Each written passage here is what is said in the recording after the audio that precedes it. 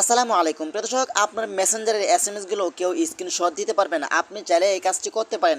অনেক সময় দেখা যায় আপনি আপনার প্রিয় মানুষ অথবা আপনার বন্ধু বান্ধবের সাথে কথা বলছেন, তারা চাইলে আপনার এসএমএসগুলো স্ক্রিনশট দিয়ে রেখে পরবর্তীতে আপনাকে ব্ল্যাকমেল করতে পারে।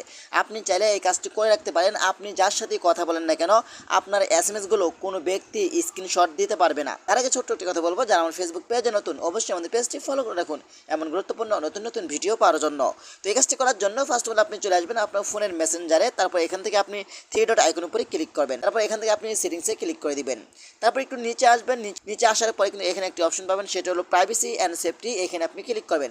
তারপর এখানে আপনি পাবেন ইন টু এন্ড ইনক্রিপ্টেড, এই অপশন উপরে আপনি ক্লিক করে দিবেন। ওকে, এখানে ক্লিক করে দেওয়ার পরে কিন্তু এখান থেকে আপনি সিকিউরিটি অ্যালার্ট এই অপশন উপরে ক্লিক করবেন। তারপর এখান থেকে আপনি ম্যানেজ সিকিউরিটি অ্যালার্ট এখানে আপনি ক্লিক করবেন। তারপর এখান থেকে আপনারা দুইটাই এটা অফ করে দিবেন। ওকে, তারপর একটু ব্যাগে চলে আসবেন।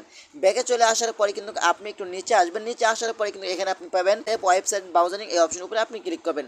তারপর এখান থেকে আপনারা এটাও অফ করে দিবেন। এখন থেকে আপনার মেসেঞ্জারের এসএমএস কেউ স্ক্রিনশট দিতে পারবে না। এভাবেই কিন্তু আপনি আপনার মেসেঞ্জার থেকে সম্পূর্ণ নিরাপদ রাখতে পারেন। তো আশা করি আজকের ভিডিওটা এই পর্যন্তই। ধন্যবাদ সবাইকে। আসসালামু আলাইকুম।